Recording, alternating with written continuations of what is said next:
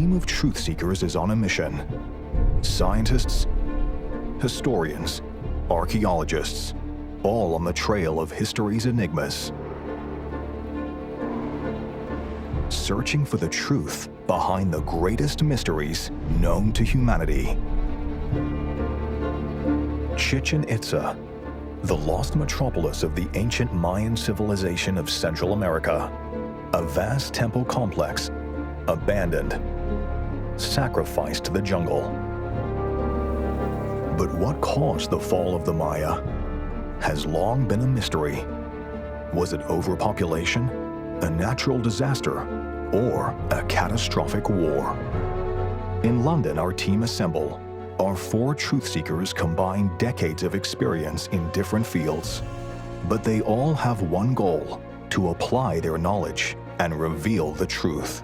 There are mysteries, and then there are mysteries. I have always loved uncovering the secrets of the past. We need to go back and unpick the untruths from the truths. Age-old problems that we've been asking ourselves over 100 years, really, can now be solved.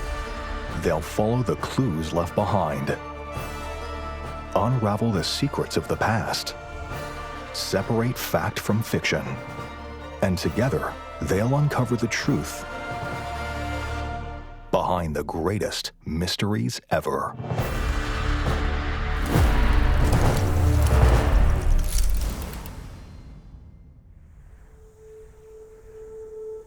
It was 1531, deep in Central America.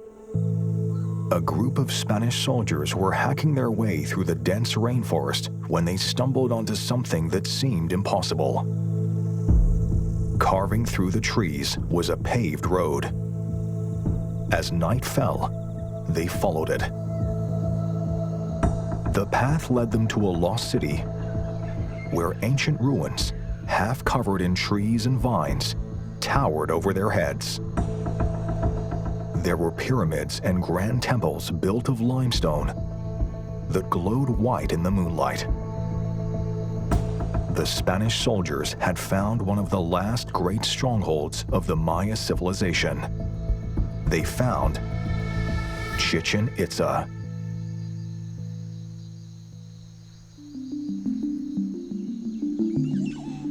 For centuries, the Maya dominated the lands of Yucatan and further south.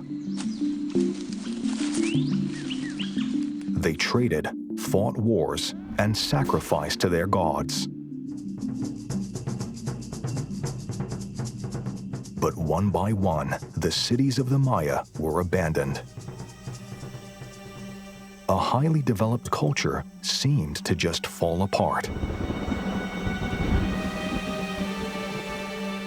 By the time the Spanish arrived in the 16th century, even once bustling cities like Chichen Itza had fallen silent as the jungles reclaimed their stones. What caused the fall of the Maya civilization has long been a mystery. I find the Mayan absolutely fascinating because this is such an incredible civilization that we know just disappears. And that mystery is one I really hope we get to answer. The glorious past of the Maya was simply airbrushed out. Our Truthseekers will review the record to try to discover the real reason for one of history's great unanswered questions.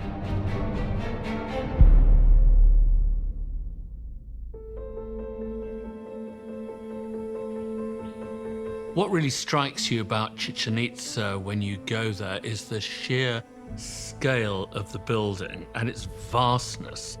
And this is something that was constructed over 1,000 years ago by the Maya, that were building these enormous structures when Europe was in the so-called Dark Ages. They were expert farmers and mathematicians and astronomers, and they built massive cities. And yet by 900 AD, Chichen Itza, its capital, was abandoned. Why? Historians Dr. Fern Riddell and Tony McMahon have been tracing how the cities of the Maya were rediscovered after so long, and what those early investigations might tell us about why they were so suddenly abandoned. When the Spanish arrived in the 16th and 17th centuries, they found these rural Maya. They also saw the ruins they'd created 600 years earlier, and they couldn't in any way conceive that the people they saw in front of them had anything to do with those pyramids, with those buildings. The Spanish showed little interest in finding out more. The Maya were regarded as pagan, and too much interest would bring on accusations of heresy. But in the late 1700s, that began to change. The Spanish had completed their conquest of Central America. The power of the Church and the fear of the Inquisition were receding. An age of scientific and technological development had begun. The time was finally right for new expeditions into the rainforest to track down the ancient lost cities. Two American explorers, John Lloyd Stevens and Frederick Catherwood, began to document the Mayan civilization. John Lloyd Stevens was a young American lawyer who met English artist and architect Frederick Catherwood in the 1830s in London. Both men had read an account of the mysterious stone cities in the jungles of Central America and resolved to journey there and find the cities for themselves.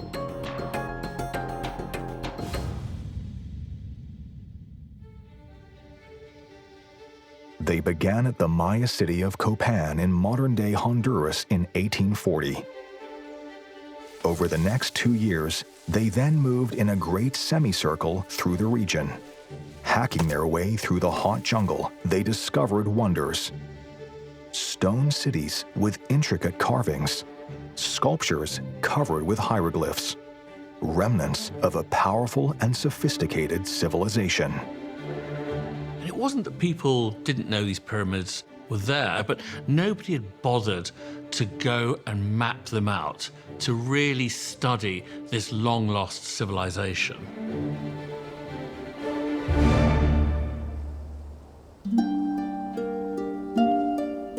While Stevens wrote down his impressions, Catherwood used a special device to draw pictures of what they found.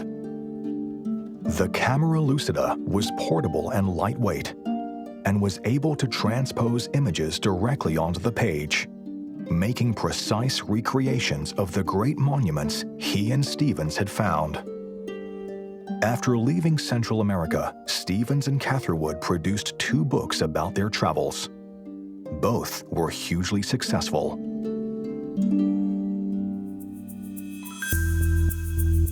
The books really captured the public's imagination. Between Stevens's vivid text and Catherwood's romanticized yet precise pictures, the world was given a glimpse of a lost civilization. The books sparked a new interest in Maya culture.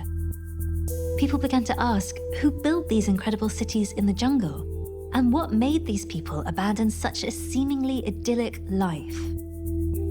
Stevens and Catherwood opened the way for future generations of explorers and archaeologists. Those scholars would go looking for the answers, armed with new tools and new knowledge. And by the late 19th century, new advances in archaeological science and photography allowed even more precise records to be made. Maya sites were once again visited by scientists and explorers, and they used the maps and pictures drawn by Stevens and Catherwood.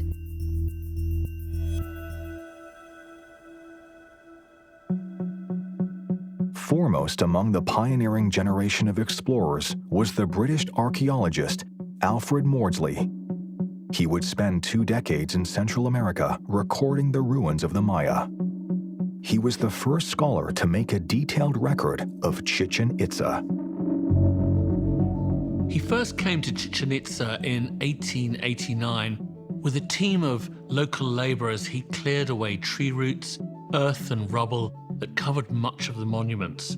Battling intense heat and bouts of fever, he not only produced an extensive photographic survey of the site, he also pioneered the use of plaster casts to make perfect copies of the sculptures he found.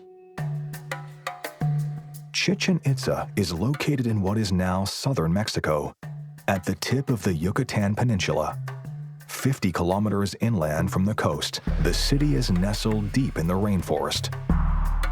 What the 19th century archaeologists uncovered was a vast site with more than 30 ancient structures. Chichen Itza was dominated by a temple, a stepped pyramid, a clear 30 meters high.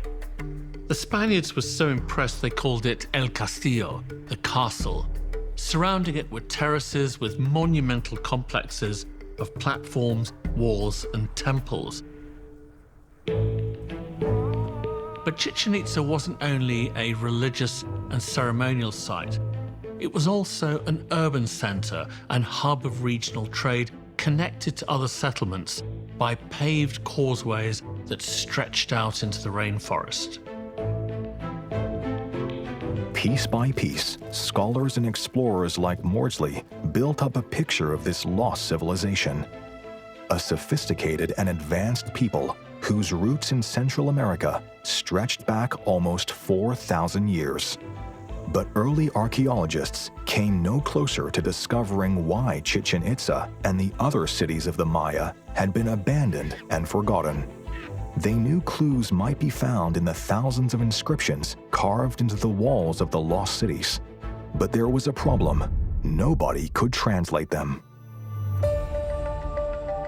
Many of the carvings have been eroded or damaged, and thanks to a 16th century effort by the Catholic Church to eradicate the traditional practices of the indigenous population, most Mayan texts and those who could decipher them no longer existed. But the Spanish did not destroy all examples of Mayan text. 4 books survived the purge, as well as a rudimentary transcription of Mayan into Spanish, letters created in the 1500s. Using these in the 19th century and early 20th century, scholars were first able to decipher the Mayan number system. These inscriptions revealed the Maya were even more sophisticated than previously thought. The Maya had an advanced understanding of mathematics. This included the number 0, a key to higher maths and a concept unknown in Europe. The bulk of the non-mathematical Mayan texts, however, remained mysterious for decades more. It wasn't until the middle of the 20th century that their mysteries began to be revealed. Deciphering the rest of the Maya code would be the challenge of a new generation. Scholars and archaeologists searching for clues as to why the Maya left these cities in the jungle. Breaking the code was the only way forward. But could it be deciphered? And what would it teach us?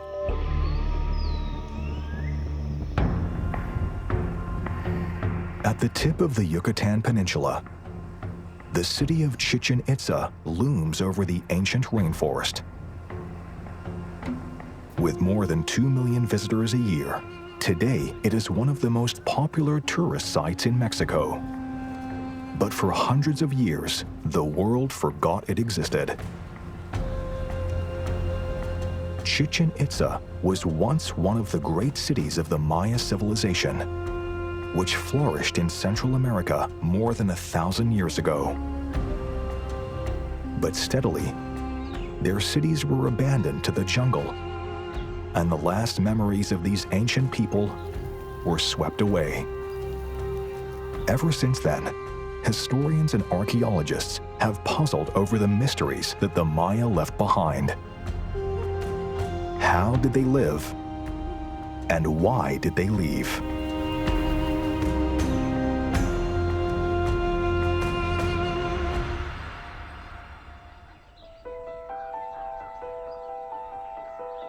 The Maya, and Chichen Itza in particular, demands our attention for what these ancient people achieved in such a short time. The Maya were literally one of the most sophisticated civilizations the ancient world has known. Anthropologist Dr. Karen Bellinger has been finding out more about the Maya people and the way they lived. The Maya reached their golden age between about 250 and 900 AD. They became expert farmers, mathematicians, and astronomers.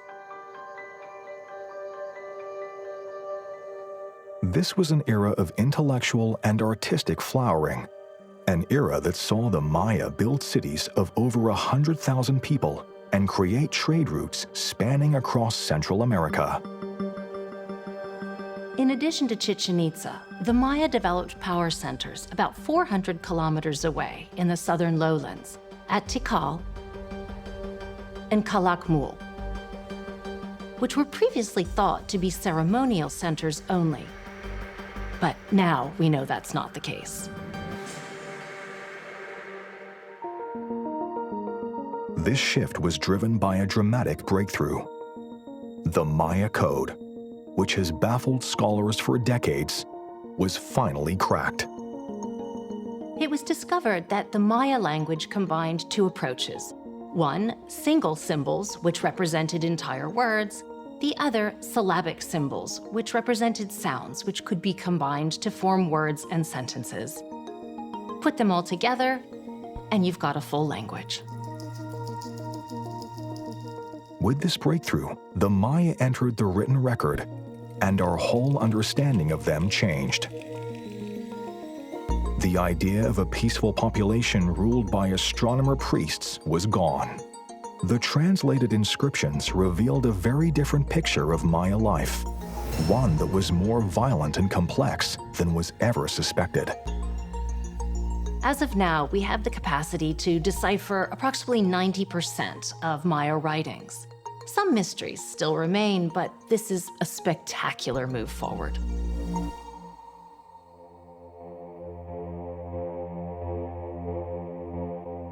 We speak of the Maya Empire, but it's not like we would think about the Roman Empire. For example, there was no single emperor. It was a bunch of different rival states, all with their own rulers. Some more powerful than others. But what bound them all together was a common language, a set of belief systems and practices. With these new advances in understanding the Maya glyphs, it opens up a whole world of specific stories.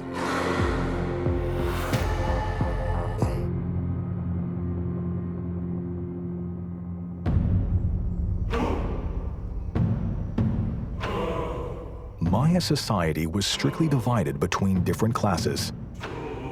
The elites, whose names were carved into stone, and the commoners, whose fates are forgotten.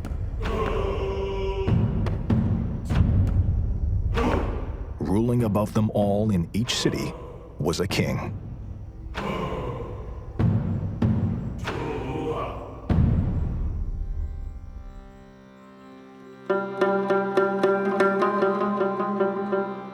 In the Maya world, political power was linked to divine power, and the kings ruled by right of the divine power ascribed to them by the gods. They were viewed as the very link between the human realm and that of the gods. The decoded inscriptions told us the names and achievements of these kings. For the first time, individuals in Maya history could be identified and their stories told.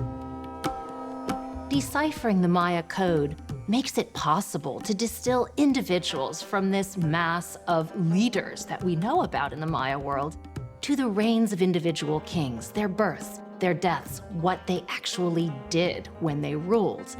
Now, that's incredible, but it's just the elites. And in fact, the language does not refer to the commoners, who made up about 90% of the population. And there's nothing at all about women. Unless they were part of the ruling elites, as there were some Maya queens. The so-called Lady of Tikal ruled for 16 years in the early 6th century, and in the city of Huaca in modern-day Guatemala, archaeologists have recently uncovered the tomb of a great queen called Lady Carbol. Late in the 7th century, Lady Carbol of the powerful ruling dynasty of Calakmul was sent by her parents to the community of Huaca on her parents' behalf in order to rule the Huaca people. This obviously is an unusual case, a woman in charge. The lives of the average woman remains shrouded in mystery. Cracking the Maya code has revealed these stories of individual lives, but could it also contain clues about why their civilization declined and their cities fell? You might think that now that we've cracked the Maya code, we would find insight into what caused the collapse. But in fact, there's nothing explicitly written down. Perhaps there's some way to read between the lines. We know that throughout the 8th century, the Mayan had a thriving civilization, and we have fantastic records from then, dates written on their buildings, so we can really pinpoint them in time. But then in 904, right at the start of the 10th century, everything goes silent. The inscriptions also suggest that in the mid to late 8th century AD, relations between the different Maya city-states deteriorated rapidly. The Maya states were always characterized by competition, which often escalated to warfare.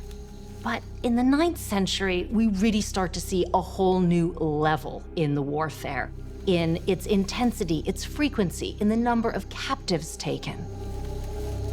And what were they doing with all those captives? Human sacrifice was the ultimate offering to the gods of the Maya.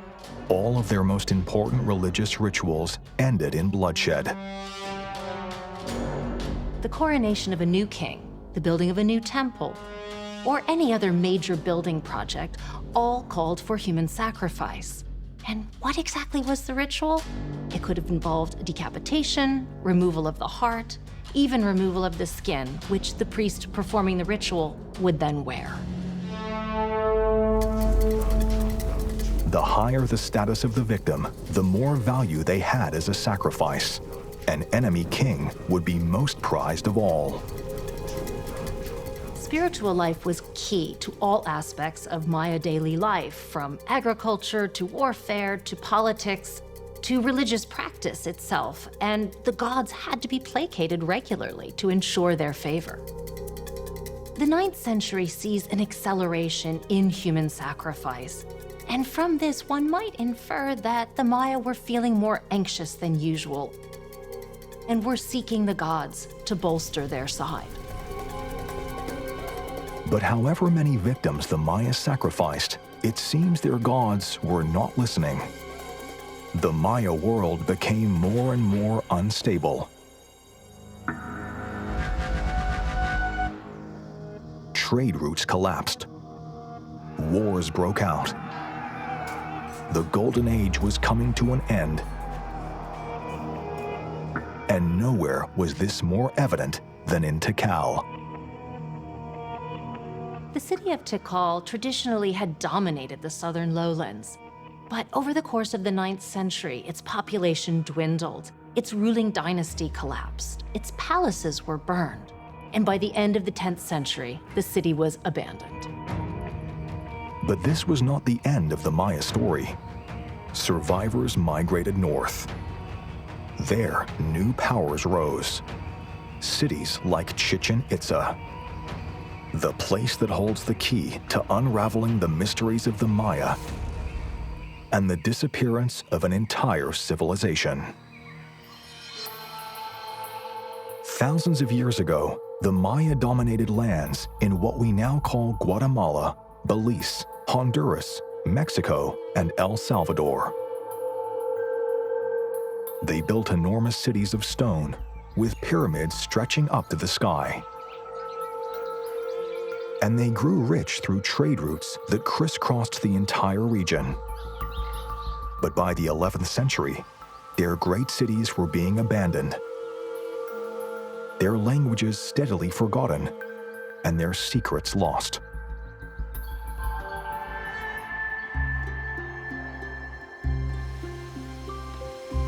The fall of the Maya did not happen all at once. The southern kingdoms were the first to fail.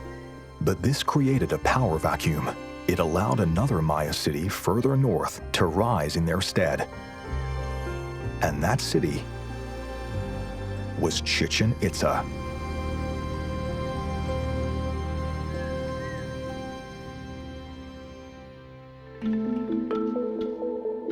Archaeologist Dr. Mark Altawil has been examining what modern excavations have uncovered at the city.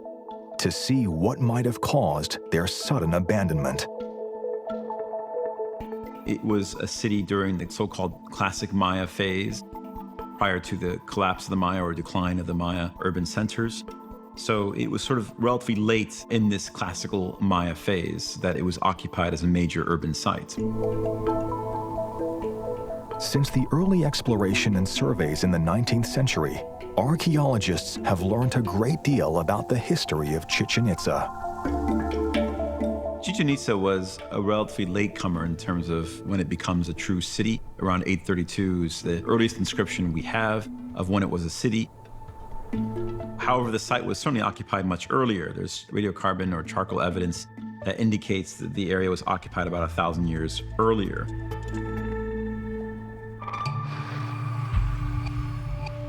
Over time, people from all over Central America came to the city, either as immigrants or conquerors. And they left their mark on Chichen Itza in its buildings. The earlier structures are to the south of the Grand Plaza. They are in the puke style common to the Yucatan region, with a distinct lattice of stone decorating building facades. Chichen Itza reached its zenith between the 10th and 12th centuries. By then, its buildings were more influenced by the designs of the Toltec people from 1,000 kilometers further north, who were noted for being master craftsmen and skilled builders. These included the Great Pyramids and the gigantic court, where the ancient Maya played their popular and often violent ballgame. We see a lot of similarities between the northern Maya, specifically in Chichen Itza, with the Toltec civilizations and cultures. So there's been debate among archaeologists if the Toltecs perhaps had invaded the Yucatan Peninsula and perhaps even influenced the sites through their conquest, or even just through sort of cultural exchange, trade, and other kinds of more subtle influences may have affected how Chichen Itza looked like.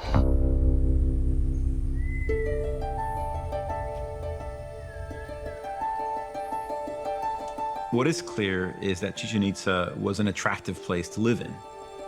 The region had abundant, or at least very fertile soils, it had good stone materials for building, but perhaps most importantly, the region has good water resources, which makes settlements very attractive.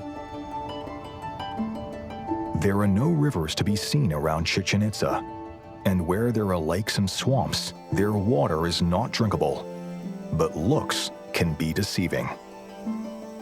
What it does have is limestone, and limestone is a very porous rock. It's very soluble as well. So beneath Chichen Itza, there are great abundant water resources, which can be used for irrigation and drinking water.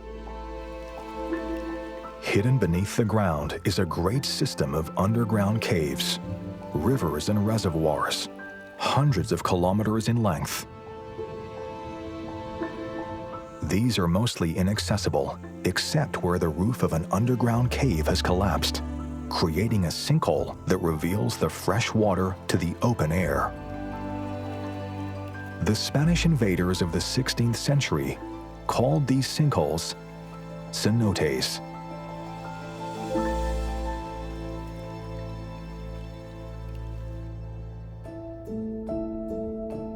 Now, in Chichen Itza, there are 4 main cenotes which surround the site.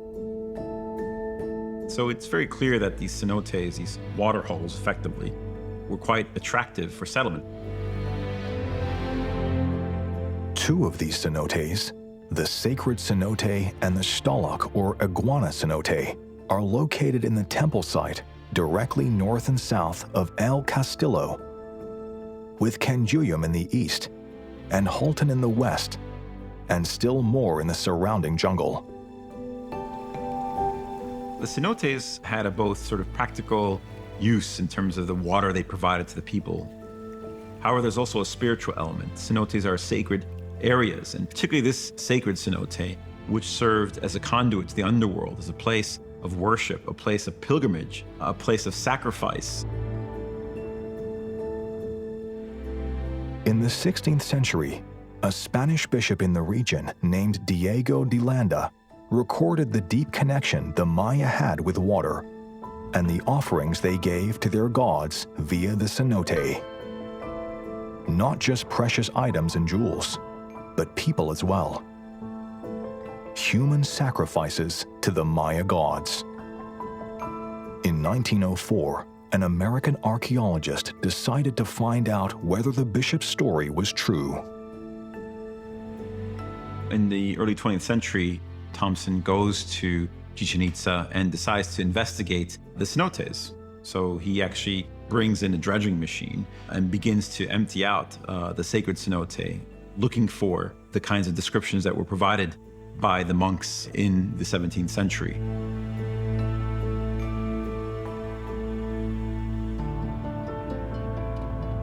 With the help of 2 experienced divers from the Bahamas, Thompson swam 5 meters down to the bottom of the sacred cenote. Just as the Spanish bishop had claimed, Thompson found ornaments made of gold and jade, countless copper bells, and human skulls.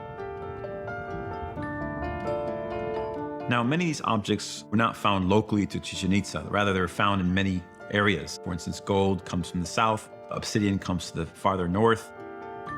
So it shows the sort of role that Chichen Itza played. That is, it was a central trading hub. It was a place that had powerful kind of trade relationships with a variety of centers and regions, but also brought these elements together and often offered them as sacrifices so that water would continue to be provided for the city through its connections with the metaphysical world.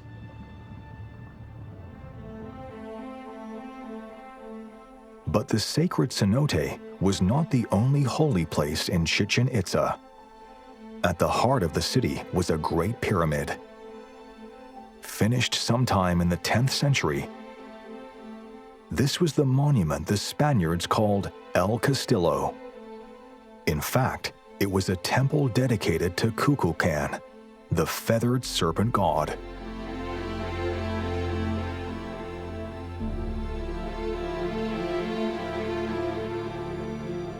For years, it's been known that the pyramid was built at the center of 4 cenotes. But new archaeological investigations have revealed that there may be a 5th cenote, one hidden underneath the pyramid itself.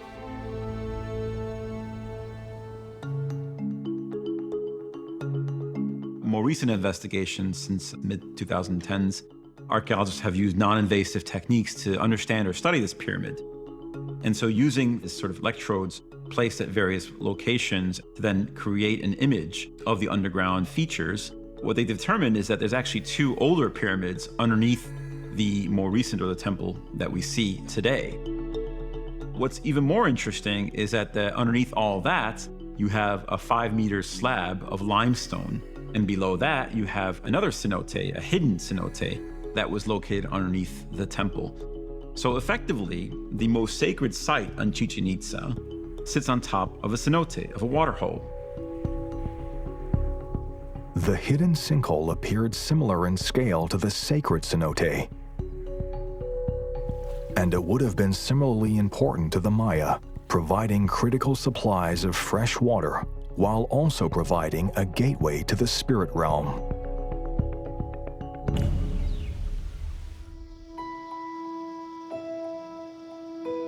We see this temple as a kind of what we call axis mundi, a connection between the underworld, land of the cenotes, the sort of underworld of some of the gods, but also the heavens, where other gods or other mysteries might be located, and that would be represented through the pyramid itself, which connects us to the heavens. The Maya must have known the cenote was there, and it's likely they had access to it. But if the path exists, for now it remains hidden. Archaeologists are still searching through the cave system below Chichen Itza to find it. We realize the importance of caves to the Mayan cultures. Since the discovery of this underground or hidden cenote, there have been further exploration as to how this cenote was accessed, perhaps through other hidden caves or other chambers underneath Chichen Itza.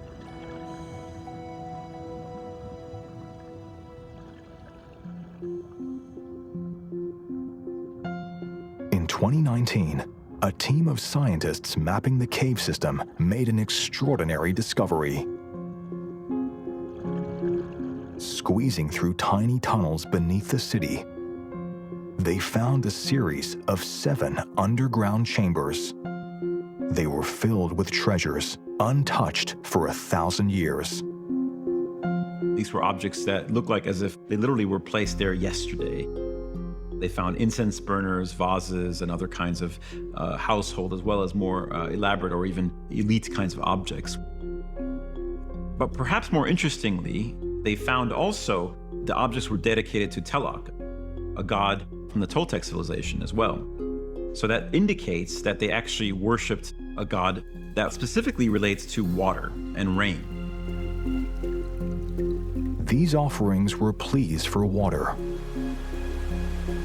These caves were not just a time capsule of how the Maya lived. They offered clues as to why their civilization fell apart. Water was at the heart of Maya existence. Could it also hold the key to their demise?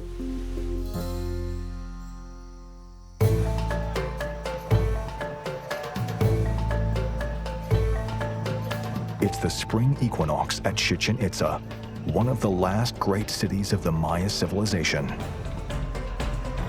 Thousands of tourists descend on the site to witness a phenomenon that happens only twice a year.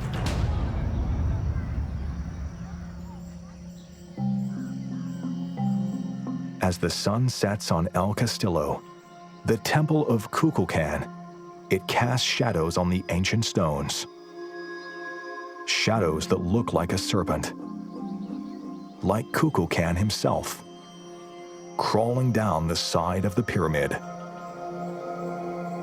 It's hard to believe today, but Chichen Itza was a city of tens of thousands of people, and the city they lived in evidenced great knowledge of architecture. And those buildings, those structures, also show us that the Maya understood the cosmos above them.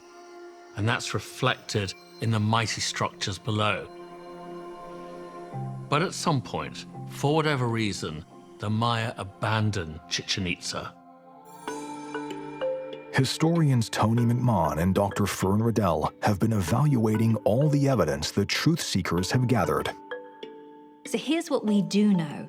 By the mid to late 8th century, we know that relationships between the city-states had really started to deteriorate. Trade has gone down, war and death is going up, and there are no new buildings. They're not constructing anything. But why? There's no archaeological evidence to support the idea that the Mayan were wiped out by some massive foreign invasion. The cities aren't demolished, they're not destroyed. The cities might be standing, but we now know that the people living there were living ever more difficult and desperate lives. The increasing conflict between city-states in the Maya civilization, the growing incidence of gruesome human sacrifice, suggest a civilization that was having issues about resources, in particular water, and this may have brought down the Maya civilization. In recent years, there's been a renewed scientific focus on why the Mayan disappeared. In 2018, scientists from Cambridge University finally believed they had proof for one of the most widely known theories of the Mayan disappearance. The team from Cambridge were joined by researchers from the University of Florida. Together, they drilled into the thick layer of sediment at the bottom of the lake. By analyzing the layers of dirt, the scientists were able to establish environmental conditions hundreds of years before written records began. What they were able to show was that at the time that we know the Maya civilization was entering a period of crisis, there was a dramatic fall in the amount of rainfall, something like half. And not only did annual rainfall dramatically decrease, we also know that humidity dropped. So the Mayans' ability to grow food for agriculture and support their population was seriously affected. These droughts are so extensive and so severe that the Mayan would have been unable to replenish their food stocks, and this would have increased instability. But would this instability lead to war?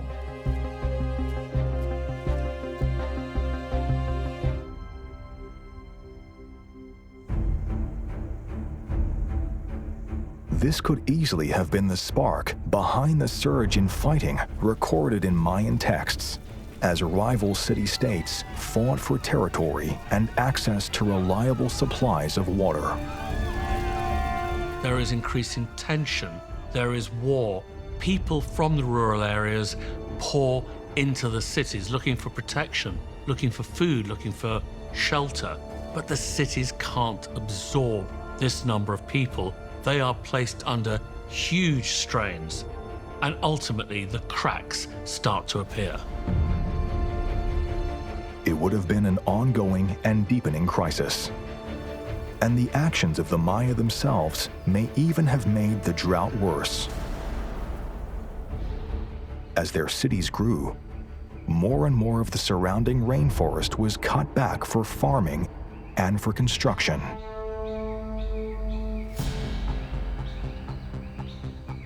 In order to create these structures, the lime kilns have to be fed to create all that plaster that's going to make them look beautiful.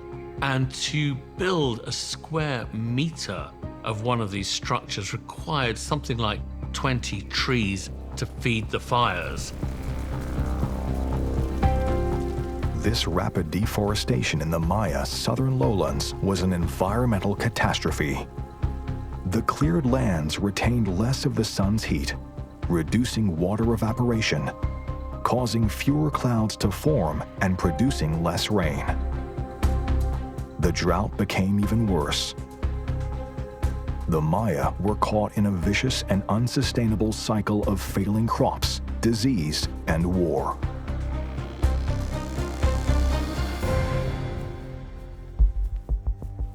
The Maya kings were supposed to have a kind of hotline to the gods, and it was the gods that were denying the Maya people rain. So what were the kings going to do about it? They embarked on a program of human sacrifice, but that in turn meant war to find the sacrificial victims, which in turn ate up more resources, and that exacerbated the crisis of Mayan society even more. And it wasn't just the king's divine authority that was undermined. Constant warfare, repeated crop failure, and the collapse of trade routes all sapped the wealth of the Maya. That wealth had cemented the position of the kings and the other Maya elites for generations. Without it, their grip on power weakened even further. The ties that held Maya society together were fraying. Life in the great cities of the south was becoming precarious.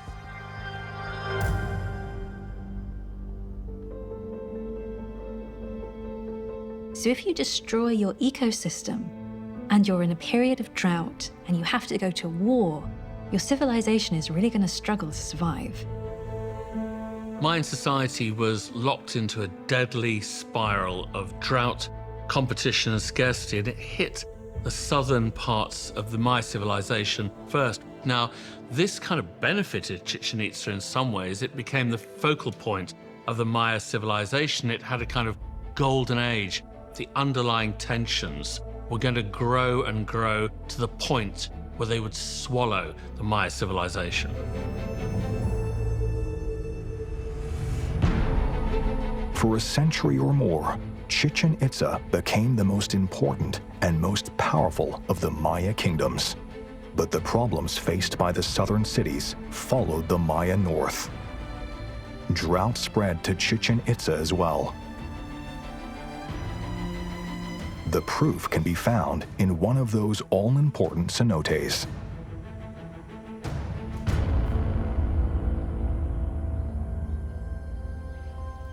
In one of these cenotes, a naturally occurring ledge was discovered by an archaeologist, which seems to have served as an altar for the Maya.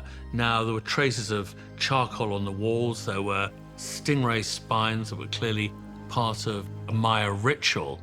But what was unusual about this temple of sorts was that it was underwater. Now, at the time of the Maya, it would not have been underwater. And that evidences the fact that the water level was far lower at the time of the Maya than it is today. And that in turn shows drought conditions. Chichen Itza entered the same cycle of decline. By the 13th century, it had been eclipsed by the city of Mayapan, 100 kilometers to the west. But in time, that city also fell. In the 16th century, the Spanish arrived and found most of the once powerful cities of the Maya abandoned to the jungle. The mystery of the great civilization that vanished was born. But the Maya hadn't vanished at all.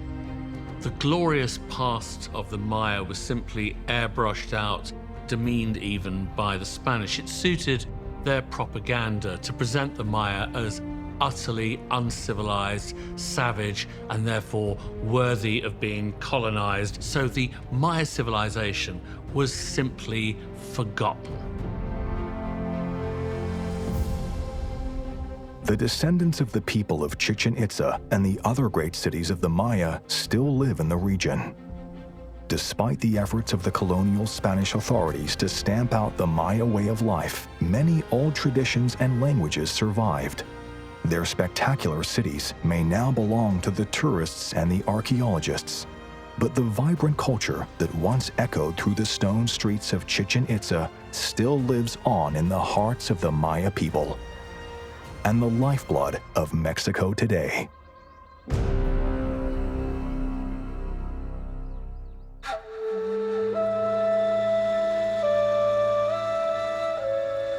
I don't think drought on its own is enough to explain the collapse of this sophisticated civilization.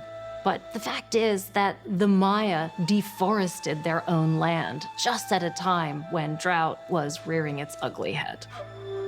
What's clear is there's not one single factor that would lead to the Mayan collapse. It's a combination of drought creating scarcity and then warfare. So all of these factors combined took the Mayan from a very plentiful, exciting civilization to one of warfare, need, and desperation. You almost have to imagine a Maya villager walking through the jungle in the 15 or 1600s and chancing upon a huge pyramid overgrown in the middle of the jungle and wondering, what is that? Chichen Itza must once have seemed as vivid and secure as any of the great cities of the modern world. Now, however, its stones stand lonely in the rainforest. A museum, not a home. The Maya saw a crisis engulf them, but they proved unable to take the action needed to stop it. It led to disaster. As modern societies face the challenges of climate change on a global scale, the fall of the Maya offers a lesson from history. It is a lesson the world should not forget.